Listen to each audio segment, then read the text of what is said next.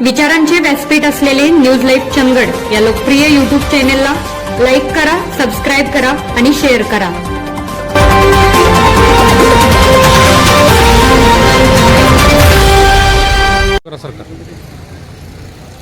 आज सकाळी उठल्यानंतर मोबाईल पाहिला आणि ही बातमी वाचली.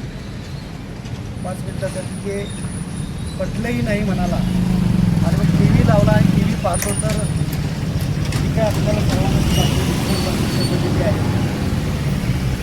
महाराष्ट्र राज्याचे उपमुख्यमंत्री तथा अर्थमंत्री अजितदादा पवार हे आज आपल्याला सोडून गेले. खरं पाहता निवडणुकींचा प्रचार सुरू झालेला आहे आणि जिल्हा परिषद आणि पंचायत समितीच्या निवडणुकांसाठीच अजितदादा बारामतीला येत होते. सकाळी 8:10 मुंबईहून विमानातून ते निघाले आणि बारामतीमध्ये ते जवळपास पोहोचले होते. म्हणजे रनवेवर विमान लँडसुद्धा झालं होतं, पण रनवेवरून विमान घसरलं आणि अपघात झाला. त्यामध्ये विमानाला आग लागली आणि दादांसह त्यांच्याबरोबर त्यांचे असणारे 6 सहकारी हे जागीच मृत्युमुखी झाले.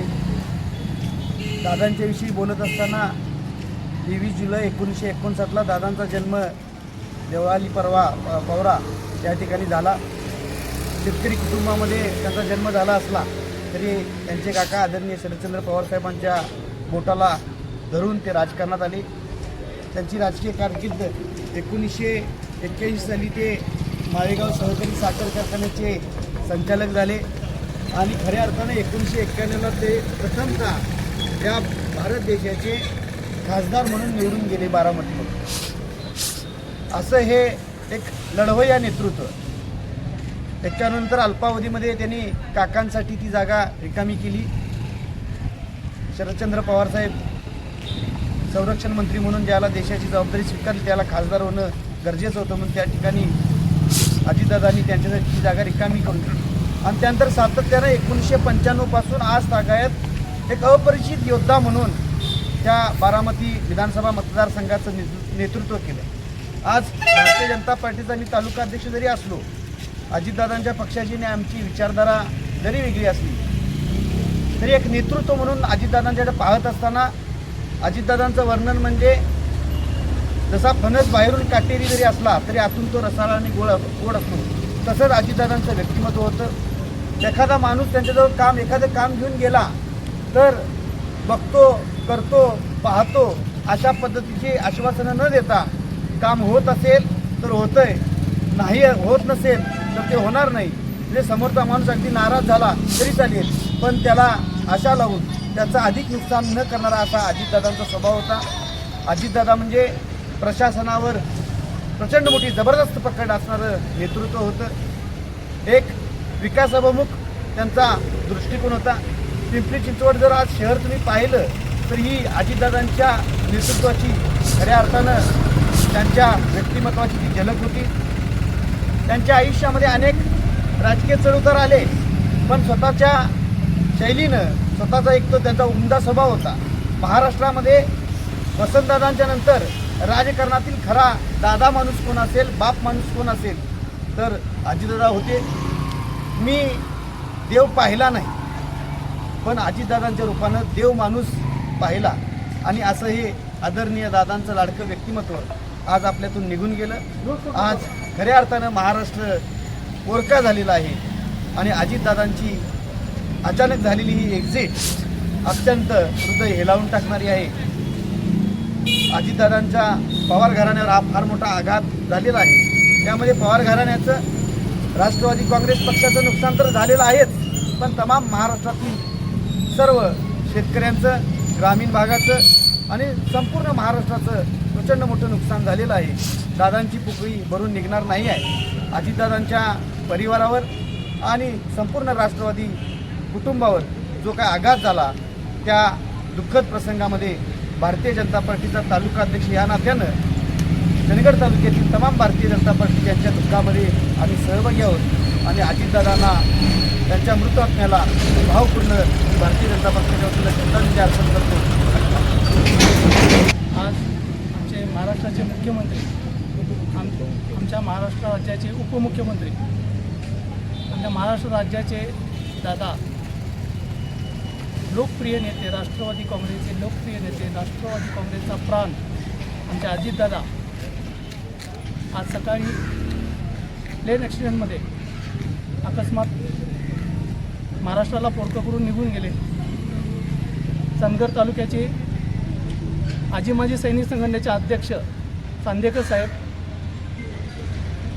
आमच्या सैनिक संघटनेचे धडाडीचे नेते आनंदराव देसाई साहेब आणि आमच्या चंदगड तालुक्याच्या सगळ्या आजी माजी संघटना, त्यांचे सगळे पदाधिकारी यांच्यामार्फत या महाराष्ट्राच्या दादाला,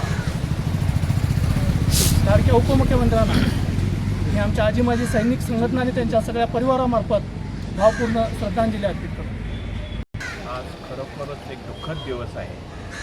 तर महाराष्ट्र एक धडाडीचा नेता, त्याचे निर्णय महाराष्ट्रात एक नवीन दिशा देत होते, असा एक नेता अजितदादा साहेब फारच वाईट घडलं. विमान करायचं खरोखर या शोकसागरात संपूर्ण महाराष्ट्र बुडालेला आहे. कुणाला काय करायचं कळत नाही. सर्व पक्षीय, प्रत्येक पक्षात त्यांचे दोस्त, प्रत्येक पक्षात त्यांनी काम केलं. कुठलाही कार्यकर्ता किंवा नेता त्यांना वाईट म्हणत होता, त्याच्याकडे कुठलंही काम केलं जातं ताबडतोब करतात. होय तुम्ही नाही सांगणार. असा एक कर्तव्यदक्ष उपमुख्यमंत्री महाराष्ट्राचा दुःखद निधन झाल्याबद्दल आम्ही सर्व क्वाड गावाने त्यांना श्रद्धांजली वाहत आहे. आणि क्वाड बाजारपेठ आज बंद असल्याने आम्ही त्यांना श्रद्धांजली वाहत आहे. राज्याचे लाडके उपमुख्यमंत्री कैलासवासी अजितदादा पवार आज यांचं जिल्हा परिषदेच्या आणि पंचायत समिती बारामती मतदारसंघामधून आज त्यांच्या 4 जाहीर सभा होत्या आणि त्या सभा करण्यासाठी ते येत होते. बारामतीला आल्यानंतर त्यांचं लँडिंग होतेवेळी विमान अपघात होऊन त्यांचं आकस्मिक निधन झालेलं आहे. महाराष्ट्र राज्याचा 6 वेळा उपमुख्यमंत्री म्हणून ज्यांनी शपथ घेतली आणि महाराष्ट्र राज्याचे लाडके उपमुख्यमंत्री आणि ज्यांनी लाडकी बहीण ही योजना राबवली, ते आमच्या राज्याच्या सर्व बहिणींचा भाऊ आज हरपलेला आहे. आणि त्यामुळे अख्खा महाराष्ट्र दुःखसागरात बुडालेला आहे. त्यांच्या आकस्मिक जाण्यानं सर्व राष्ट्रवादी काँग्रेसच्या परिवाराला फार मोठा आघात झालेला आहे. या जाण्याने आमची क्वाड बाजारपेठ ताबडतोब आमच्या व्यापारी संघटनेनं बंद करून त्यांना श्रद्धांजली वाहायचा निर्णय घेतला आणि व्यापारी बाजारपेठ पूर्ण बंद केली. तसेच आमच्या या निमित्तानं या व्यापारी संघटनेच्या वतीनं आणि आमच्या क्वाड मर्चंट पसंतच्या वतीनं संपूर्ण आमच्या व्यापारी बांधवांच्या वतीनं अजितदादांना भावपूर्ण श्रद्धांजली अर्पण करतो. आणि त्यांच्या या आकस्मिक जाण्यानं त्यांच्या परिवारावरती जो दुःखाचा डोंगर पसरलेला आहे, या धक्क्यातून